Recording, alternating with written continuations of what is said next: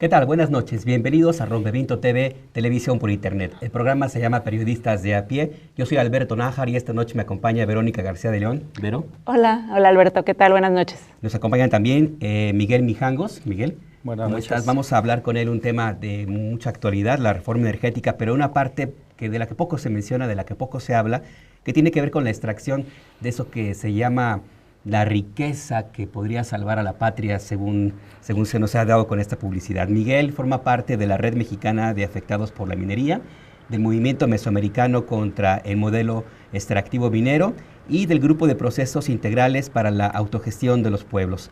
Bienvenido, Miguel, muchas gracias. Gracias, buenas noches. Y tendremos también otro tema, ¿qué es? Vamos a tener a Georgina Aldana, que es miembro de la organización Ashoka, y ella es directora de comunicación de Ashoka y nos viene a platicar sobre un seminario que habrá el 8 de agosto, pero sobre todo para hablar sobre qué fue lo que los impulsó a hacer el tema de la misión social de los periodistas y cómo ir como periodistas un poco más allá en la propuesta de nuestros temas y en la propuesta de la redacción de nuestras notas con un enfoque más social.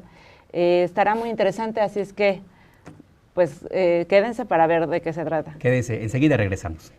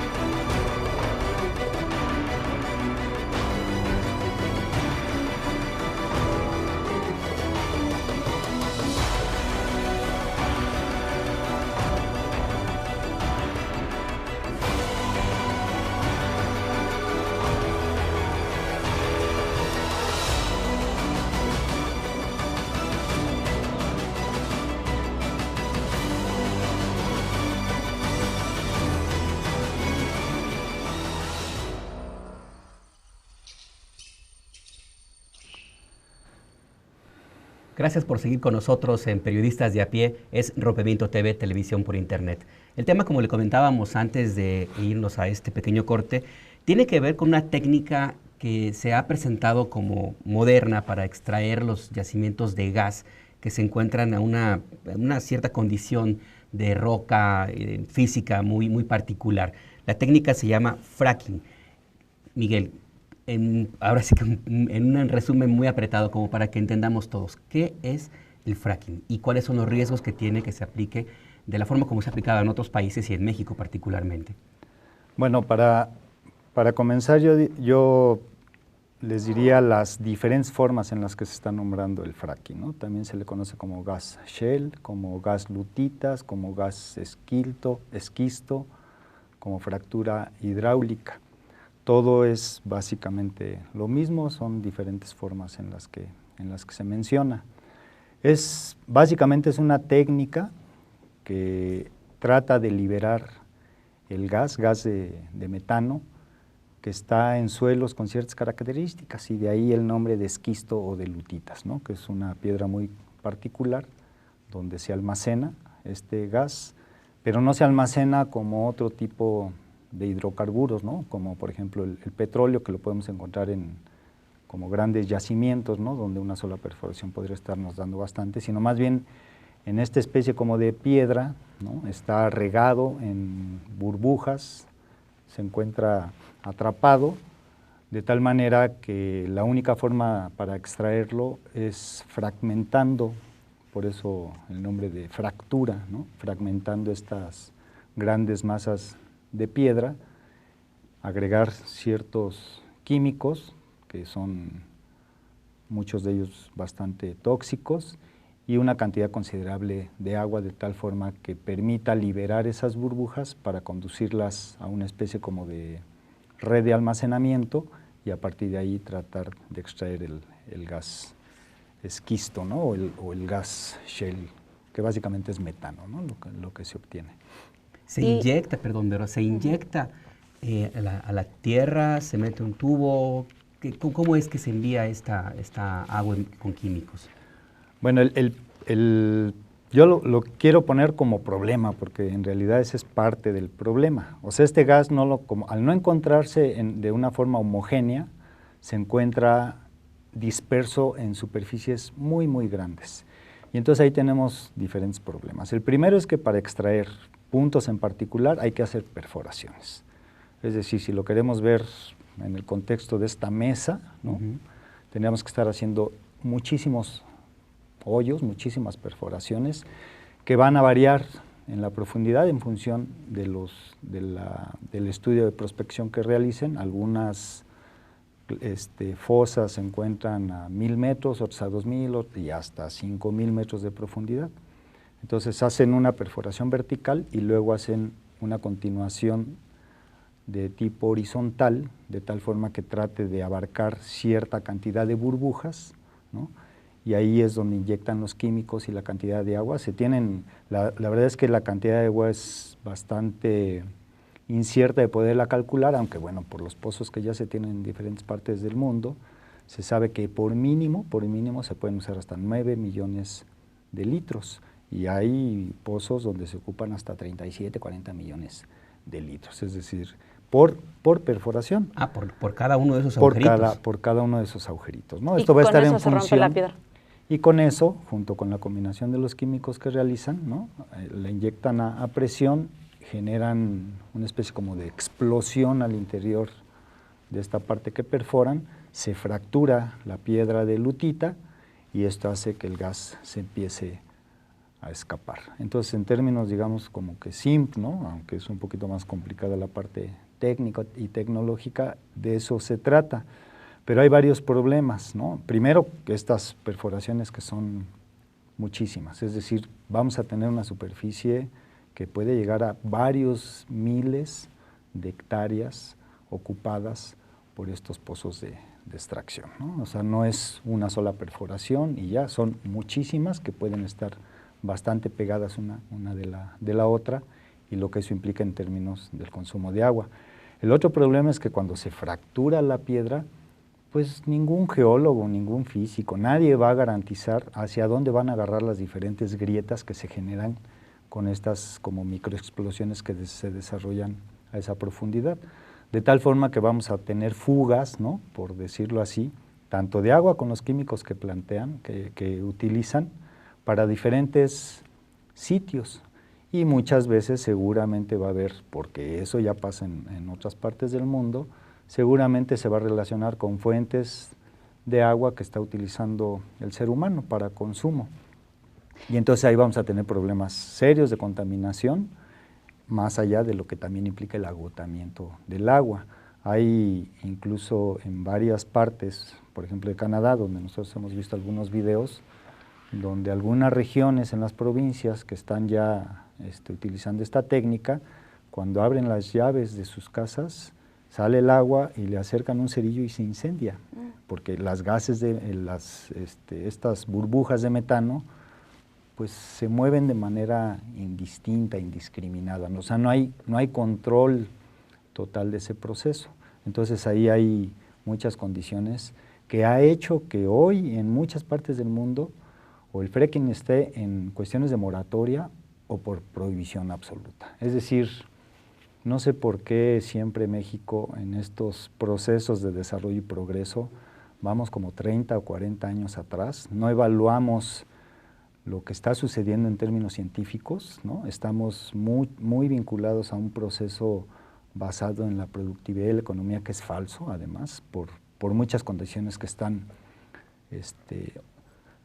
no ocultas en las leyes, sino simplemente no se manejan, no se ponen, y que si se pusieran en la mesa simplemente sería uno de los procesos económicos de mayor fracaso, ¿no?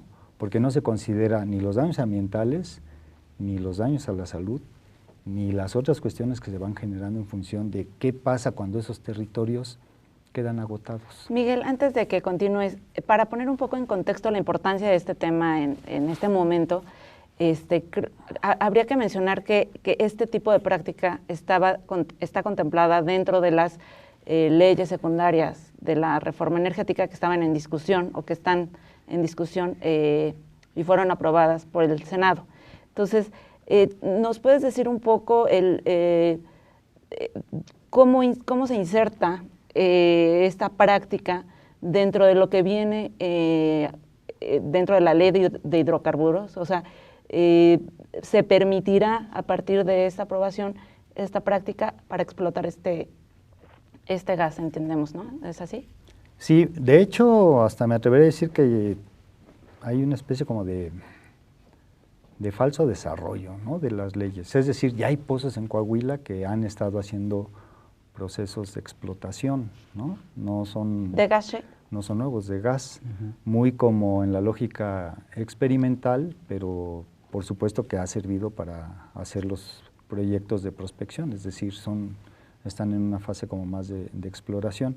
Obviamente con las nuevas leyes, ¿no?, básicamente estas dos grandes que están vinculadas en la energética, que básicamente es la producción de luz y que tiene que ver con presas, con parques eólicos, ¿no?, con diferentes condiciones ahí de ese tipo, y la de hidrocarburos, donde sí está ahorita muy acotada a la parte de petróleo y de gas, que es un tema, digamos que relativamente nuevo en México, pero que no tarde y también se va a vincular a algunos ajustes que le van a hacer a la ley minera.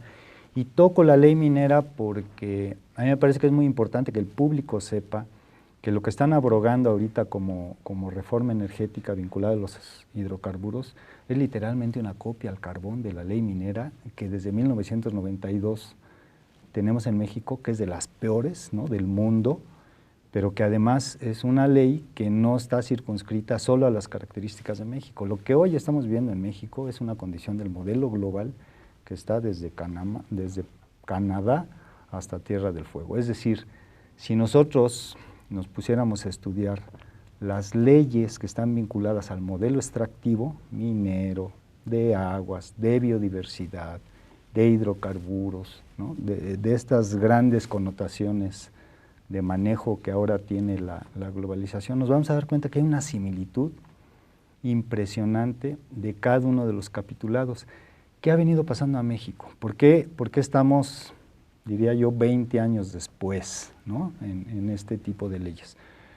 Porque bueno, con la Revolución Mexicana, como ustedes saben, teníamos un apartado agrícola o agrario que de alguna manera venía siendo pues un tope, ¿no?, para poder plantear estos proyectos de forma libre, porque eso es finalmente lo que estamos ubicando, ¿no?, como un Estado se adelgaza, va perdiendo regulación, va perdiendo formas de vincularse con sus ciudadanos, va cediendo sus bienes naturales a otros.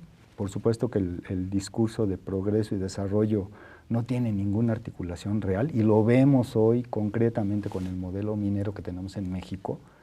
Es decir, después de cuántos años de estar explotando la minería, apenas este año a través de la reforma hacendaria le aplicaron el 7.5% de regalías a las empresas, lo cual es ridículo. O sea, les estamos dando nuestros bienes naturales a cambio de empleo, con todas las condiciones deplorables que se puedan imaginar en términos de deterioro de los derechos laborales, ¿no? No en vano la reforma que impulsó Calderón, ¿no?, con los cambios a la ley laboral, para crear una condición como de choque en las políticas de los derechos. Por un lado podemos tener un sindicato blanco y por otro lado un sindicato charro, si ustedes quieren verlo así, pero que al final sí tienen condiciones diferentes de aplicación de los derechos, ¿no?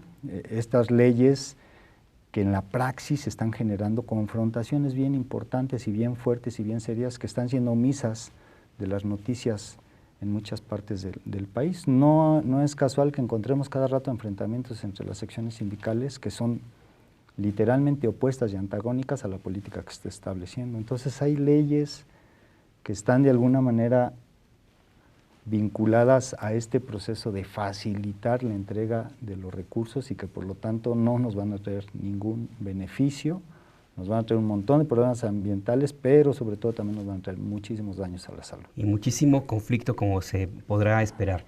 Vamos a seguir con este tema de fracking, que es algo de lo poquito que se habla junto con esto que acabas de poner en la mesa. Enseguida volvemos.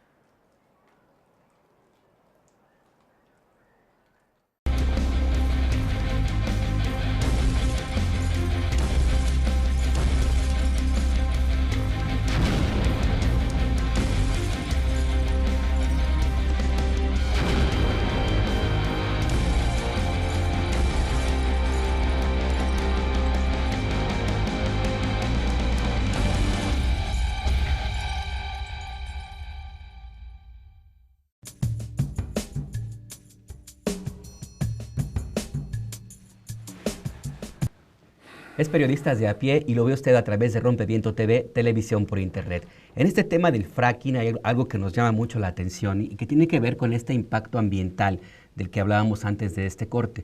Yo cuando empecé a estudiar un poco para este programa, encontré que no se conoce bien a bien, Miguel, qué tipo de químicos están utilizándose para acompañar el agua a presión que rompe la roca. Incluso leí por ahí que se considera un secreto comercial en Estados Unidos, casi como la Coca-Cola. ¿Es así? ¿Se conoce qué le están metiendo al agua para romper la roca? Sí, lamentablemente esa es la parte más opaca que está presentando ahorita el tema de la fractura hidráulica. Y nosotros pensamos que tal opacidad tiene que ver con que nos inhibe la posibilidad de rápidamente saber cuáles van a ser los impactos inmediatos, ¿no? Eso no nos ayuda, pues, en la medida que no tenemos claridad de los componentes que se utilizan, de los diferentes químicos que se utilizan y que además se mezclan, es decir, no solo es los 200 y tantos componentes que utilizan para hacer la mezcla, sino lo que además al mezclarse químicamente se produce, ¿no? ¿Y qué hay de la experiencia en otros países? O sea, ¿qué se sabe en cuanto al uso de este tipo de materiales y sus consecuencias? Yo digamos que de manera contundente diría que en varios países ya lo están prohibiendo, justo por eso, ¿no? Y también como está sucediendo con la minería a cielo abierto. O sea, no tiene razón de ser ese tipo de minerías en función de los daños que ocasiona, y hago énfasis, no solo al ambiente, porque una vez que dañamos el ambiente, el proceso de daños a la salud es muy acelerado, muy grave, muchas veces en condiciones de enfermedades irreversibles, ¿no? Que son ya complicadas y que generalmente le pegan a una población muy grande, ¿no? Que va desde los trabajadores. Uno piensa que solo se van a enfermar los trabajadores que están vinculados y no es cierto, ¿no? Porque al final el polvo, el agua, las condiciones en las que se generan este tipo de procesos, pues está vinculado a regiones muy grandes, son millones de hectáreas las que están concesionando para este tipo de cosas. ¿De qué estados estamos hablando? ¿Dónde se encuentran este tipo de yacimientos y dónde se estarían haciendo las perforaciones para saber qué población estaría siendo la más afectada en este caso? En el caso del fracking sí está bastante como localizado, ¿no? Se habla de Chihuahua, se habla de Durango, se habla de Coahuila, de San Luis Potosí. Yo diría que el componente más grande está vinculado a lo que nosotros conocemos como la comarca lagunera, ¿no? Ahí donde está Cuatro Ciénegas, ¿no? Sí. Donde está la reserva de la biosfera del Bolsón de Mapimí, es decir, una zona que por sus propias características, ¿no?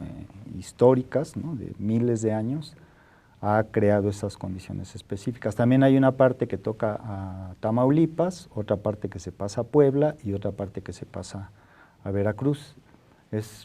Lo pondría yo como del desierto, de la parte norte del país, pegado hacia el Golfo, es donde se encuentran los yacimientos, ¿no? Con mayor, como dice el mercado, con mayor potencial. Y también, ¿no? Son estados que sufren también de escasez de agua, ¿no? O sea, paradójicamente, o sea, ¿de dónde van entonces a sacar esta agua que se va a necesitar para hacer estas perforaciones o para...?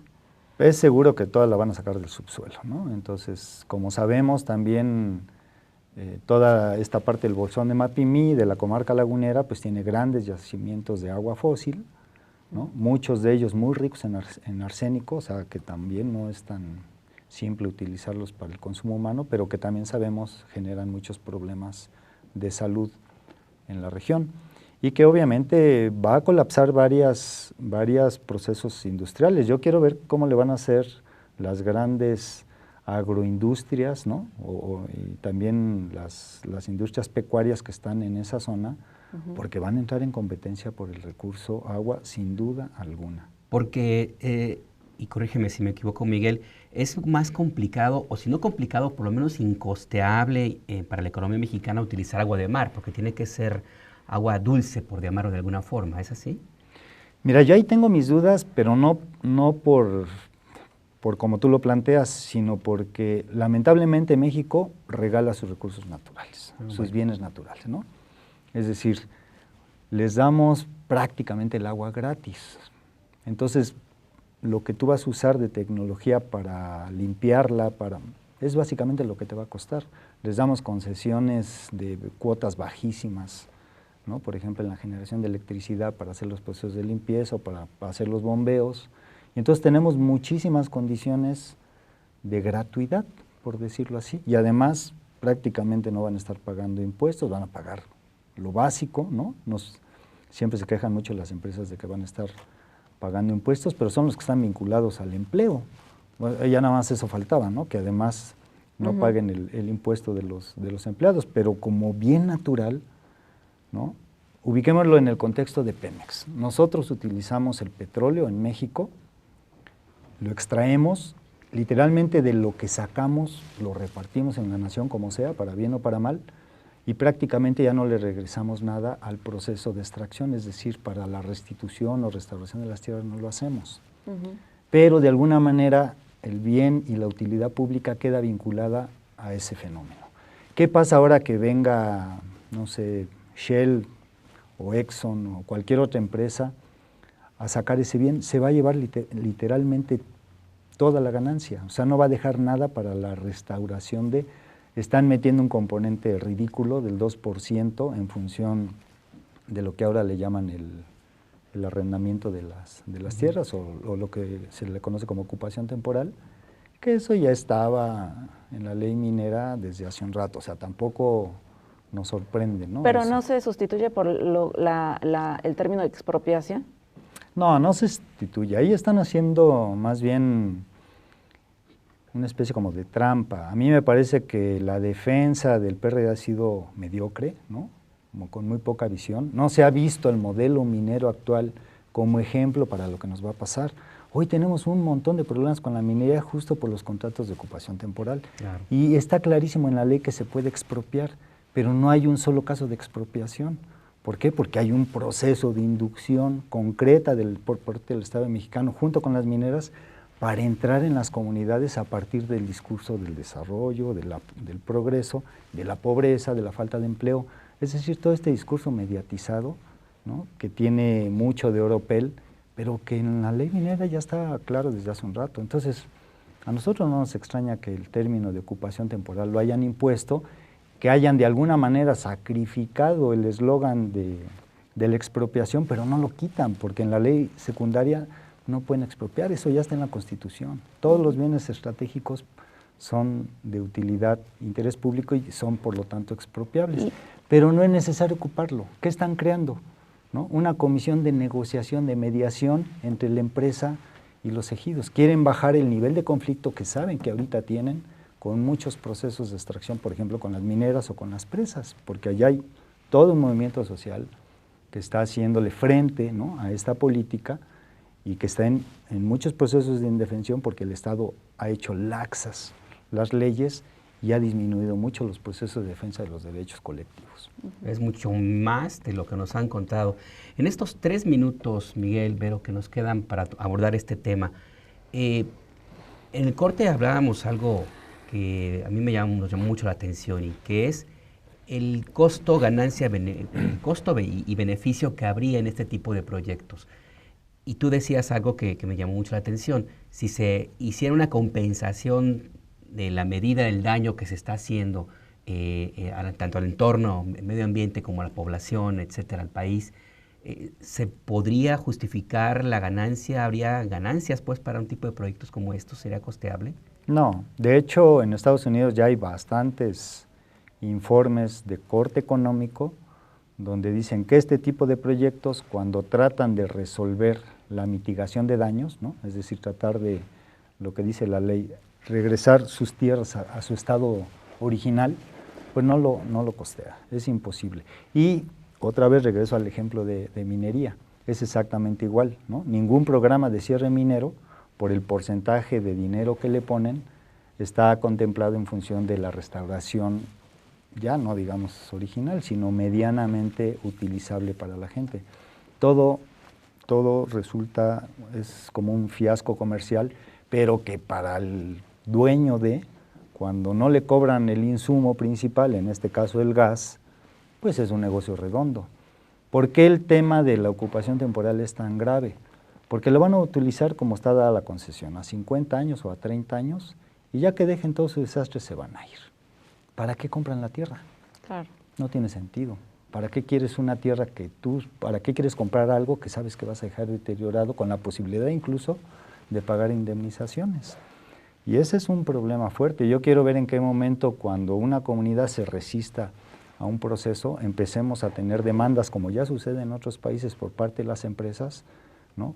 Por manejar leyes a modo para que hagamos al final rescates, como hicimos el bancario o el carretero. Ahora vamos a hacer rescates de las empresas que además vienen por los bienes naturales. ¿Y qué queda por hacer en este momento? Digo, no conocemos a detalle la ley, ¿hay candados? O sea, ¿qué quedaría por hacer? ¿O simplemente esperar a ver cómo se va implementando? Yo lamentablemente creo que esa parte se va a dar, hagamos lo que hagamos, ¿no? O sea, si la ley ya está, ¿no? Ya nada más son matices, poquito de tiempo lo que falta para. Yo creo que hay un gran movimiento creciente, ¿no? Está la Alianza Mexicana contra el Fracking, ¿no? Que es ya un componente importante, donde están juntando varios grupos. Nosotros también en REMA tenemos otra serie de grupos que están tratando de ver lo poco que nos está dejando en el margen de la ley, pero también desde el proceso de resistencia para entrar en acciones de defensa. Para nosotros es muy importante tratar de ubicar procesos de resistencia por la defensa del territorio y de los bienes naturales, porque lo poco que nos queda y lo poco que están y lo mucho que quieren sacar está en lo poco que nos queda de territorios sanos. Y eso es importante decirlo, ¿no? Se están llevando los recursos naturales, los bienes naturales, de los territorios más sanos que nos quedan. Y cuando perdamos eso, yo no sé cómo lo vamos a hacer con el resto de las ciudades que seguimos consumiendo de alguna manera muchos de esos recursos, por ejemplo, agua. Sí, exactamente, que es el gran problema y es un tema del cual hay mucho por hablar. Miguel Mijangos, de la Red Mexicana de Afectados por la Minería, el Movimiento Mesoamericano contra el Modelo Extractivo Minero y el Grupo Procesos Integrales para la Autogestión de los Pueblos, son las tres organizaciones. Gracias por acompañarnos. Gracias. Buenas noches. Y usted no se vaya, enseguida volvemos.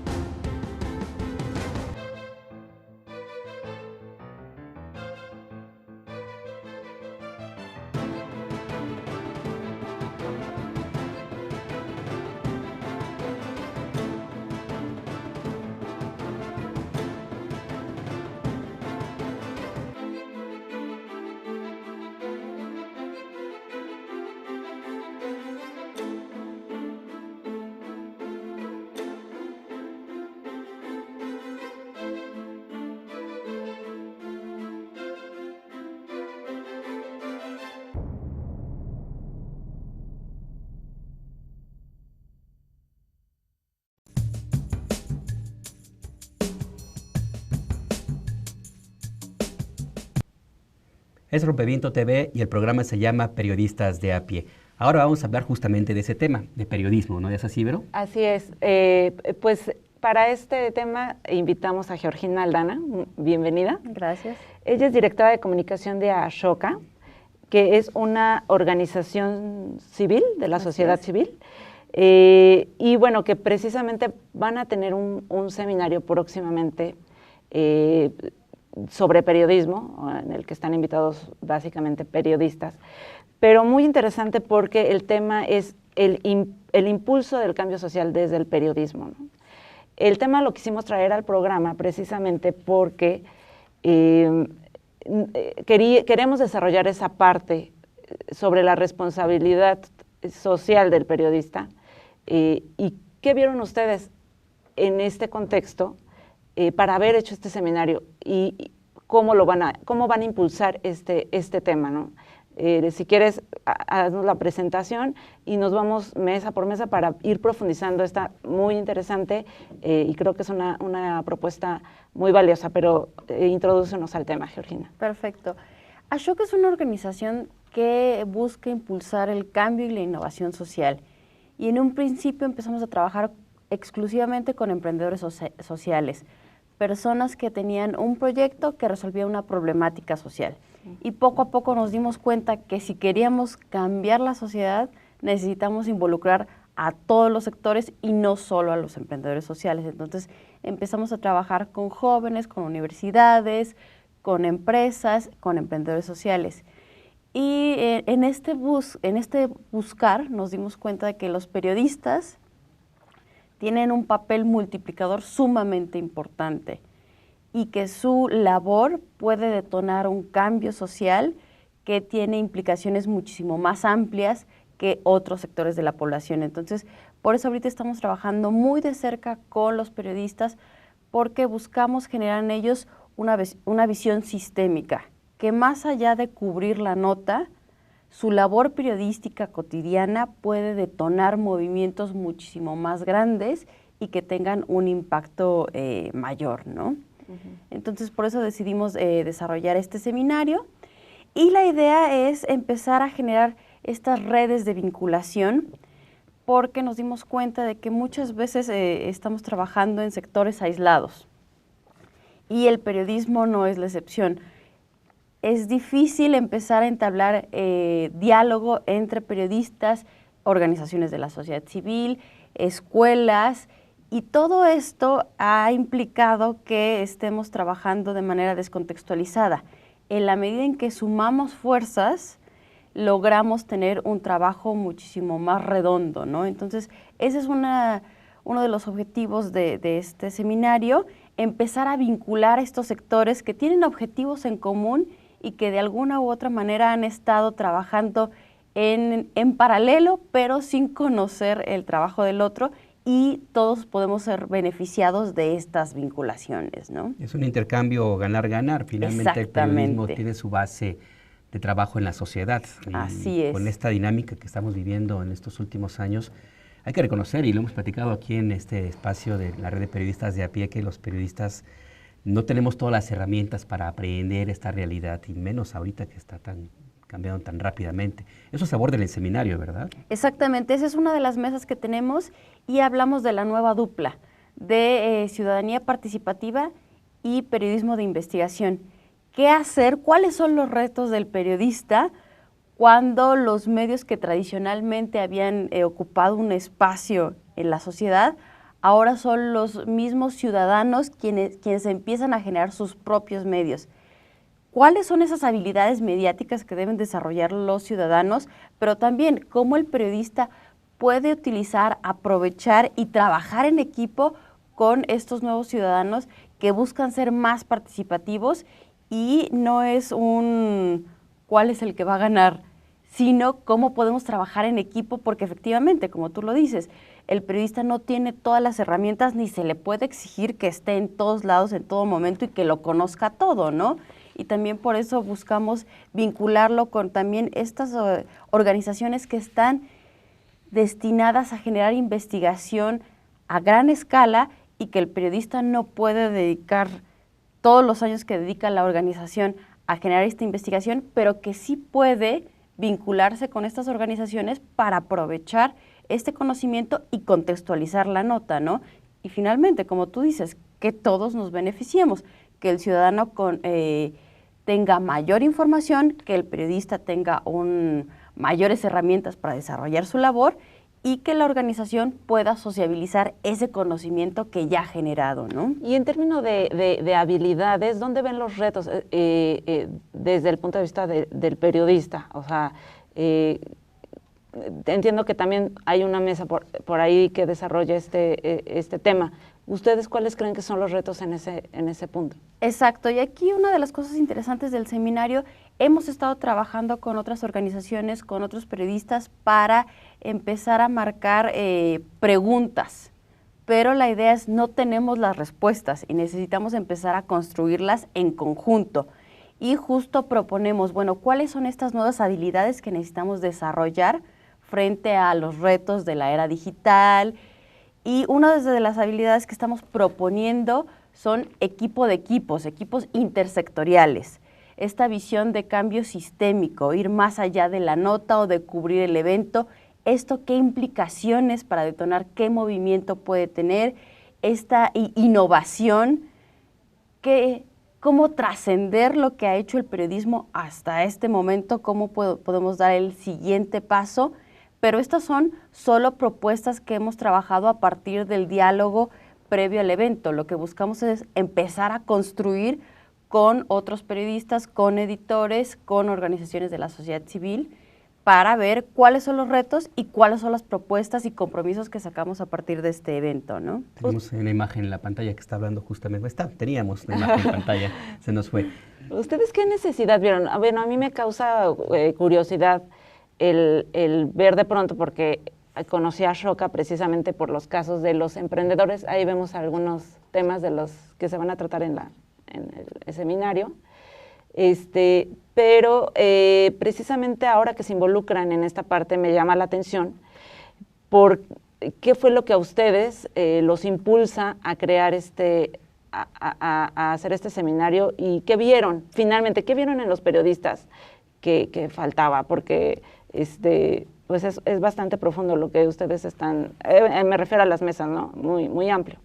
Empezamos trabajando exclusivamente con emprendedores sociales y una vez que ciertos periodistas se fueron involucrando en el tema, en un principio fue, esta es una nota interesante, y después, oye, esto da para mucho más, y empezaron a ser parte de la construcción de la solución, empezaron a involucrarse a otro nivel con estos emprendedores sociales. Esto logró multiplicar el efecto del emprendedor y logró que el emprendedor llegara a personas que jamás habría logrado llegar de otra manera. Logró que el emprendedor tuviera un impacto mayor y que su proyecto se conociera. Logró generar para el emprendedor aliados que de otra manera habría sido difícil alcanzar. Y ahí fue donde nos dimos cuenta de que el periodista puede ser este detonador. Si bien es cierto que el emprendedor conoce muy bien su proyecto, conoce muy bien cuáles son las causas del problema y trae una propuesta de solución, necesita de la labor del periodista para dar a conocer todo este proyecto. Porque muchas veces se queda el emprendedor en trabajo en campo y solo los que están en su círculo cercano conocen de las posibilidades de esta solución. El periodista puede hacer que esto brinque a otro nivel, ¿no? Y eso es lo que buscamos, que ayude a detonar la activación de la sociedad, porque eso es lo que logró cuando empezaron a vincularse el periodista y el emprendedor. Lograron convencer a la ciudadanía de que ellos tenían un rol activo en la construcción de la solución. Esto sin que se entienda como que los periodistas serían la vocería de esos proyectos. No, y justo eso es lo que queremos. Necesitamos periodistas críticos, porque eso también empuja al emprendedor. En la medida en que los cuestionan, en la medida en que generan esas interrogantes, el emprendedor tiene que redoblar esfuerzos, justo porque no se trata de una publicidad gratuita, se trata de un trabajo en conjunto. ¿Cuáles son los problemas que tú ves desde tu enfoque que yo no estoy viendo porque yo estoy muy metida en el problema? en la medida en que empiezan a trabajar juntos y empiezan a identificar problemas, también identifican oportunidades de construcción de soluciones, ¿no?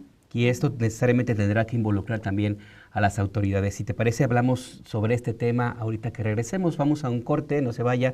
Es Periodistas de a Pie y lo ve por Rompeviento TV, televisión por internet.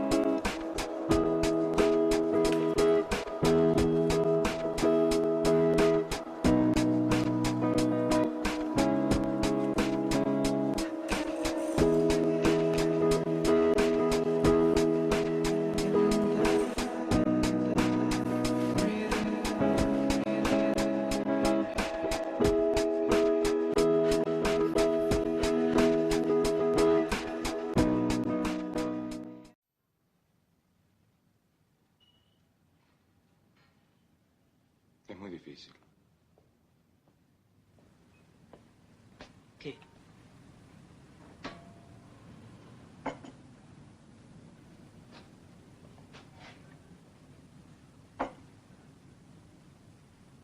El amor. ¿Cómo amar sin poseer? ¿Cómo dejar que te quieran sin que te falte el aire? Amar es un pretexto para adueñarse del otro, para volverlo tu esclavo, para transformar su vida en tu vida. ¿Cómo amar sin pedir nada a cambio, sin necesitar nada a cambio? Si no hubiera pasado el tiempo, sentiría que me estás haciendo un reproche. Pero en realidad creo que estás asustado. Y si estás asustado es porque algo fuerte te está pasando. Casi siempre el error que cometemos es pensar solo lo que nos pasa a nosotros. Nos parece tan importante eso que sentimos, que nada de lo del otro puede ser tan importante como eso que sentimos. Y esa contradicción suele ser trágica.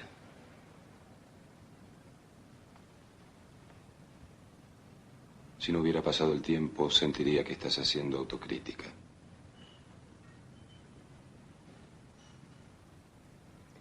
Es el error más común que cometemos todos. Querer que el otro sea como queremos que sea y no como es. Y cuando nos damos cuenta del error, a veces es demasiado tarde.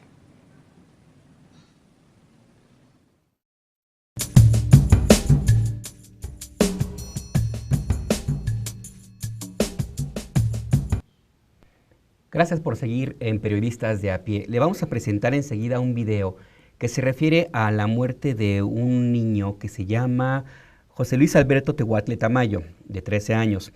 Fue herido el miércoles 9 en San Bernardino, Chalchihuapán, en un enfrentamiento de pobladores de Puebla con la policía estatal. El niño sufrió muerte cerebral, desgraciadamente, por un proyectil que le impactó su cabeza. La polémica está ahorita en boga porque la Procuraduría insiste que fue resultado de un cohetón, aunque no hay huellas de quemadura ni mucho menos, y la gente dice que fue una bala de goma. Es un video que nos da una idea muy clara de cómo un caso que puede presentarse como una marcha más de las que hay todos los días en México puede convertirse en una noticia que cambie el entorno. Vamos a verlo.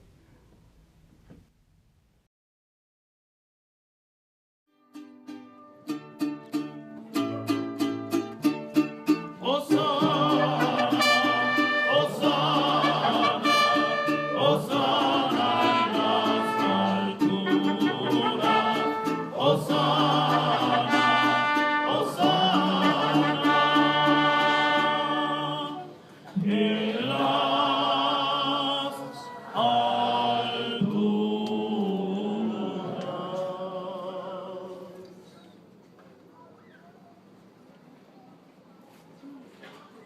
José Luis ha muerto. Murió, dice el parte médico, por un objeto a gran velocidad. Y lo único que había de objetos a gran velocidad eran las balas de goma de ese gobernador. Es porque pedíamos como pueblos el registro civil. Lo que los pueblos reclaman son sus registros civiles.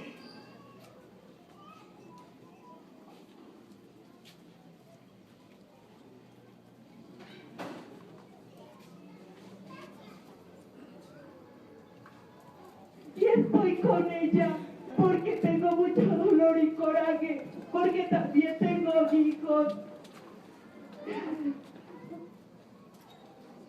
El hostigamiento de los oficiales no se vale. ¿Por qué nos utilizaron? ¿Por qué? Porque vivimos en una comunidad, porque vivimos en un pueblo, porque solo pedimos justicia. Pero no, para nosotros, para ellos, para el gobierno, solo éramos política.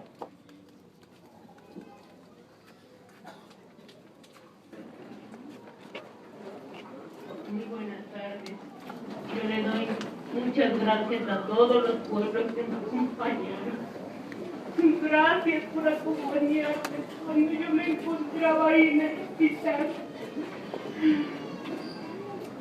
Muchas gracias.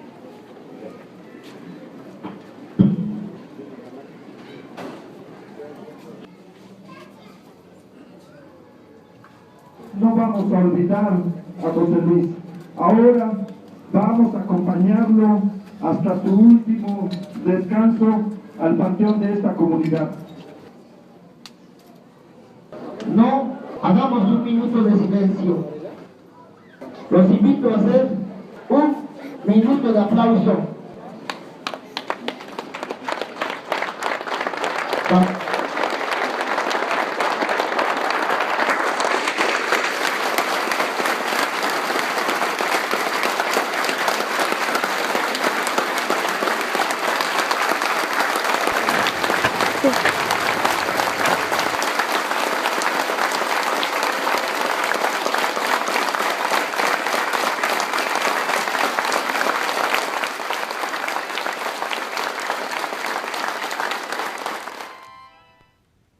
Pues los habitantes de San Bernardino solamente querían una oficina de registro civil, la posibilidad de que sus hijos fueran registrados, que sus matrimonios también quedaran asentados en acta y de tener un acta de defunción. Es un problema que puede parecer chico, pero que ha desatado todo esto. En la experiencia que están ustedes planteando en este seminario, ¿qué podemos obtener de este video? ¿Cómo es que se puede convencer a la sociedad que una situación pequeña, si quieres tú, se convierte en una noticia de esta magnitud? Bueno, creo que ahí una de las partes rescatables es poco a poco la ciudadanía va empoderándose y va exigiendo transparencia a las autoridades. Y creo que esto es algo fundamental que a lo mejor nos parece un paso muy pequeño, pero es indispensable. En la medida en que el ciudadano se sabe poseedor de derechos, entonces adquiere una postura distinta, exige transparencia, y el exigir explicaciones de qué es lo que sucedió es el principio de algo muchísimo más grande. Lamentablemente nos está tomando demasiado tiempo llegar a eso, pero creo que es el principio de algo distinto. En la medida en que no exigimos transparencia, en la medida en que no exigimos explicaciones lógicas, todo es posible, ¿no? Mientras empecemos a exigir, las autoridades tendrán que saber que tienen que rendir cuentas, ¿no? Y esa es una parte muy importante de la transparencia y exigencia de rendición de cuentas, ¿no? La experiencia internacional también nos habla de que los medios de comunicación también pueden contribuir de una manera efectiva a esta exigencia, este cambio social. ¿Cómo van a abordar en el seminario esta parte, la experiencia internacional? Efectivamente, una parte importante de lo que quisimos brindar a este seminario fueron casos prácticos de periodistas internacionales que ya habían llevado a cabo diversos proyectos donde a través de la práctica periodística impulsan el cambio y la innovación social. Y para nosotros era importante traer este tipo de ejemplos porque no queríamos que se quedara en buenas intenciones y en sí, todos queremos ayudar y cómo le hacemos porque no tenemos ciertas limitantes. Sí, efectivamente tenemos estas limitantes, pero podemos empezar a empujar límites, ¿no? Y traemos casos concretos de periodistas que han logrado demostrar tanto a sus editores como a sus medios que este tipo de notas, este tipo de cobertura es la que el público está exigiendo, ¿no? Y un caso interesante que traemos es el caso de Christian de Boisredon. Él es un periodista francés que convenció al editor de Le Monde de que la ciudadanía quería escuchar qué era lo que se estaba haciendo en cuestión de soluciones. Y logró que una vez al año 50 periódicos hablaran exclusivamente de emprendedores sociales. Este año va a repetir la experiencia con 100 periódicos y lo está logrando, está convenciendo a estos editores de los 100 periódicos porque este día rompieron las ventas que normalmente habían tenido a lo largo del año. Y eso está demostrando la ciudadanía sí quiere activarse, busca estas herramientas que le permitan no nada más ser una escucha, sino yo cómo puedo involucrarme en la construcción de soluciones. Y nos parece un caso interesante de varias cosas. ¿Cómo puedes empezar a establecer red y vinculación con otros periodistas y no tiene que ser esta lucha desmedida por la primicia, sino que podemos todos trabajar en equipo y brindar cada uno diferenciación a su medio, pero con un objetivo en común? Eso nos parece importante destacarlo. Y también cómo ha hecho el ejercicio de convencer y decir, esto que tú me dices normalmente que no es nota, aquí están los resultados, sí es nota y son cosas que le interesan a la ciudadanía. Periodismo de soluciones, qué curioso, la red tiene tiempo trabajando, la red de periodistas de a pie, tenemos un rato, es una de nuestras áreas de trabajo que hemos tenido en ese tiempo, un ejemplo más de cómo puede haber esa sinergia, ¿no? Y exactamente, ¿cómo puede ser, en tu experiencia, en lo que has visto, cómo lo están haciendo otros países, cómo es que la nota social puede ser nota en cuanto al periodismo de soluciones? En estos 2 minutos que nos quedan de tiempo. Justo como lo mencionabas antes, ¿no? Hay una corriente muy importante de periodismo de soluciones y otro de los invitados es David Bornstein, y él tiene su columna en The New York Times, y justo es mostrar, no se trata de periodismo rosa, hay problemas y ese es el inicio y hay gente que está proponiendo soluciones, que no son infalibles, pero sí están generando esta construcción de sí podemos hacer algo y tenemos que hacer algo. Y son estas historias donde el ciudadano no nada más se muestra como espectador de lo que está sucediendo, sino que se reconoce como parte de la solución que no está dada, que hay que explorar y construirla juntos, ¿no? Y creo que esa es una de las partes que han sido tan exitosas en este tipo de movimientos, que necesita de una activación real y un cuestionamiento permanente. En la medida en que yo digo, ¡ay, está resuelto!, entonces otra vez volvemos al problema, ¿no? Sí, porque periodismo social, que es la base del trabajo de periodistas de a pie, como lo hemos dicho, y también coincide con lo que están ustedes ahora emprendiendo, no es el periodismo de sociales, ni tampoco de sociedad, ni la revista Quién, ni mucho menos, simplemente atender los temas que a la ciudadanía le preocupa. Y es importante hacerlo ahora antes de que nos rebase a los medios de comunicación, como ya ha ocurrido en otras ocasiones. Pues Georgina Aldana, de la organización Ashoka, muchas gracias. Gracias a ustedes. ¿Dónde va a ser Gracias. el seminario? ¿No nos has dicho? Es el Rapidísimo. 8 de agosto en el Museo Memoria y Tolerancia, que nos están brindando su espacio para que podamos tener este encuentro con periodistas, editores, organizaciones de la sociedad civil. ¿Es un solo día? Es un solo día. ¿Y cómo se inscribe uno? Está apareciendo en pantalla en mi pantalla, sí. correo electrónico, Ujú. porque tenemos 8 mesas y la idea es identificar cuál Ahí es está el el perfil correo. de los asistentes para que cada quien pueda enriquecer la discusión a partir de su experiencia. Pues muchas Perfecto. gracias, Georgina. Verónica. Gracias. Muchas gracias. Gracias, Beto. Gracias a usted por acompañarnos. Fue Periodistas de a Pie en Rompimiento TV y se queda a contracorriente con nuestro compañero Luis Hernández Navarro. Nos vemos pronto.